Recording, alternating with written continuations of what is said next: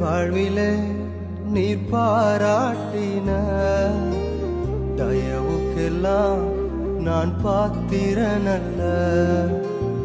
இதுவரையில் நீர் தாங்கினதற்கு எவ்வளவும் நான் தகுதியும் இல்லை.